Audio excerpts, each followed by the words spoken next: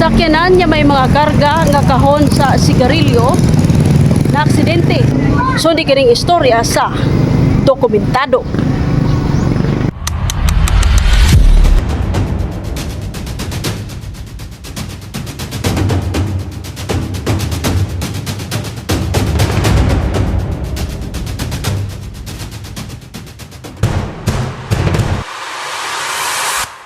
Wasak ang duha ka mga sakyanan nga may karga nga mokabad sa 2.6 milyones pesos nga balor sa smuggled nga sigarilyo human nga madisgrasya sa lungsod sa Vallehermoso, Negros Oriental kadlawon Hulyo 4 atol sa hot pursuit operation. Sa interview sa K5 News FM San Carlos kag Police Captain Donico Angeles, hepe sa kapulisan sa Vallehermoso, Negros Oriental, giingong wala mohunong sa checkpoints sa Gihulngan City Police Station ag naisgotag mga sakyanan. Bali, ang nangyari po nito ma'am, may tip po kasi na may smuggled cigarette nga po nadala or nakasakay dito sa dalawang sasakyan. Then nagkandak po ng checkpoint operation yung Gihulngan City Police Station kasama yung ARSOG natin.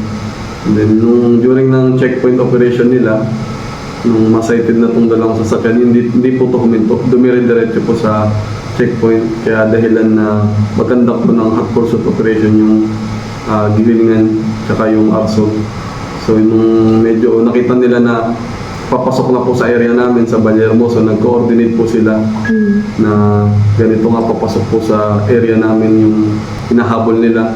Kaya kami po nag-conduct din po kami ng checkpoint operation para possible ma-plug down po namin yung mga vehicle na binigay po ng Gihulngan City Police Station tsaka ARSOG. Sa barangay Mulubulo, ang maron nga Toyota Revo nga dunay plaka nga XPG 955 mibangga sa mga riling sa kilid sa krasada. Ang driver si alias Jamil 43 anyos ug iyang pasahero si alias Jamal 46 anyos, pulos taga Matikaw, Misamis Oriental, nakaangkon og masamad ug gidala sa Vallehermoso Rural Health Unit para sa medical nga pagtambal. Una gipailom sa pag-arasto sa mga personahe sa Gihulngan City Component Police Station og Regional Special Operations Group og Vallehermoso PNP. Samtang sa barangay Puan, ang itom nga Toyota Revo nga dunay plaka nga XLX 891 nawada ng kontrol og mibangga hinungdan nga nagkatag ang dagang master cases og rim sa gituag smuggled nga sigarilyo sa karsada. Aga driver si alias Samsa 32 anyos nga taga Malabang, Lanao del Sur, naluwas gikan sa wreckage og gidala sa Vallehermoso Rural Health Unit para sa medikal nga pagtambal. Samtang iyang pasahero nga si alias Ting 31 anyos nga taga Escalante City, Negros Occidental, gidakop gilayon sa miresponde nga mga personahe. Nasakmit sa mga otoridad ang kinatibuk aga 29 kadagkong kahon og sulod niini ang 1,184 karim sa sigarilyo. Subay niini mo pahigayon na lag og regular filing ang kapulisan sa lungsod sa Vallehermoso batok sa mga suspetsado human nga milaps ag ilaga reglementary period. I-regular filing po namin, no? Kasi marami ka pong kailangan na attachment and certification galing po sa iba-ibang agency ma'am, tulad ng DOH, DTI, sa BIR, saka sa customs po ma'am. So once na makompleto naman po namin yung mga attachment ma'am, ipa-file naman po agad ng aming investigator on case ma'am. Sa pikas bahin aga tag-iya sa tindahan og mangga nga gibanggaan sa Toyota Revo nga itom nya si Imelda Ogapang. Dahil kabasing na ila disgrasya.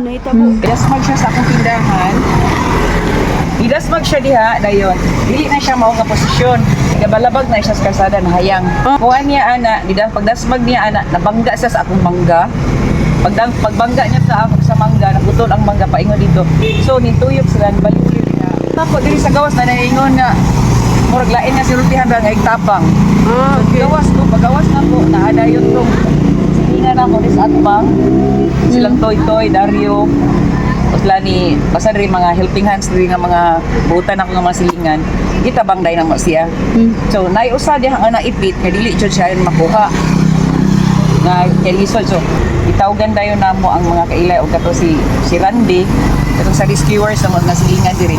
Oh. Dayon si konsehal ninyo mo dayon nagdagan adto sa fire akong ipaadto to sa ilahang balay sugo na ko si Randy nga adto kay kasirit ang kanang sana kanang salakyan kay basig mubuto niya samot pag na damage daghang damage plus naa pa joy tao sa sod so di man gid madala so naabot ang rescue naabot po ang mga kapulisan di gid madala kuha ang tao so naabot gi ang fireman ang mga fireman mo ining anak ning lungkab yung kastada kay giayon na sa boom truck Ah, so kanang iyang tulong dito na paingon ang lubot na dire okay. so Oo. ang ato kay giayon na siya Oh. kay ang lugar pag isuan na niya dire sa akong mangga ibaliw-liw na siya paingon kadto Ah. so katong naipinta dito na akong moto among gitabang ya akong silingan diri nga nay mga gamit pareha dia sa asbang kay na may junk na shop na mo diri oy na lungkab na kauban sa mga kapulisan o fireman ni tabang para makuha lang itong tao dihang naipit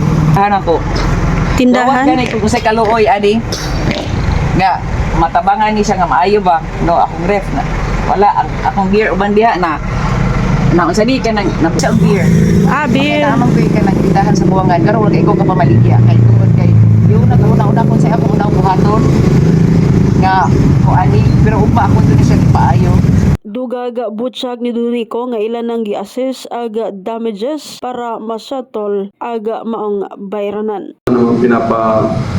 Ano namin yung total na damages na natamo nito sa mga barangay Mulubol and parang barangay Puan para masettle din po yung mga damages na natamo dito sa iba't ibang barangay.